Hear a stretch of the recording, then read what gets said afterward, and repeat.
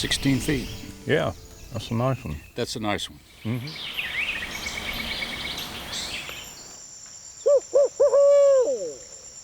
And where I really kind of get my energy, to recharge, is going back into the natural world. And they talk about really the healing experience of being surrounded by the trees, by the, I think you hear things.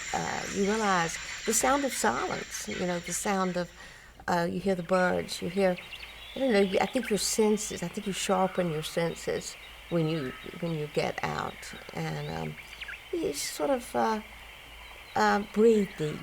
Ann Timberlake has been advocating for environmental conservation for most of her life. She grew up in Columbia and graduated from Newcomb College of Tulane University. And I graduated in 1968, which was a year of turbulence, but I came back and I sort of regret in some ways that I didn't take up civil rights or the war. I came back wanting to save trees. I was an environmental radical, and so I had the good fortune to work with a team of pretty much young people like myself to save the Congaree Swamp. As founding member of the Sierra Club in South Carolina, she helped lead campaigns to establish the Congaree as a national park. I think we need those wild places. We need, it even relates to history, and I majored in history, and I can remember, trying to understand how did the, early explorers ride through the forest? I mean, your typical drive along the highway, it's hard to see with the brambles and the understory. But yet when you walked in Congaree, you could see how that was possible.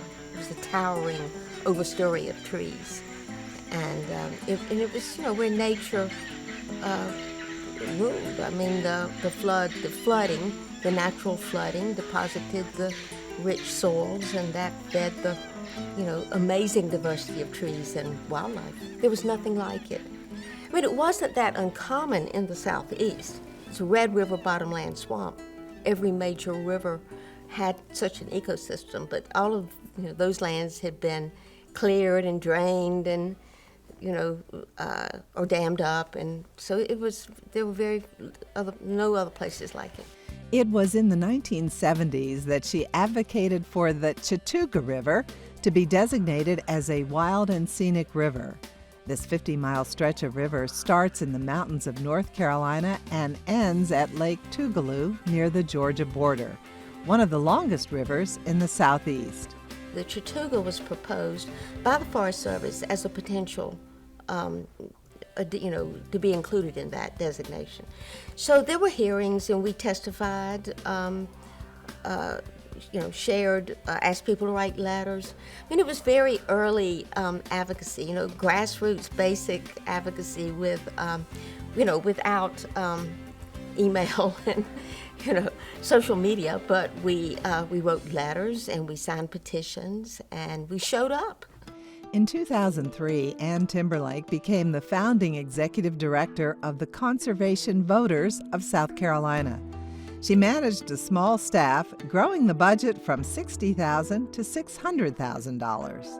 And in the beginning, it was just myself, and then I hired one person, and then 2, 3 people.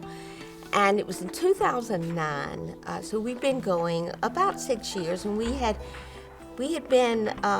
become more prominent at the state legislature. We advocated, and what set us apart from our partner organizations was that Conservation Voters also had a political arm, and we endorsed candidates and we helped elect candidates, Republicans and Democrats, based on their commitment and their record. And what would your advice be for a young woman today?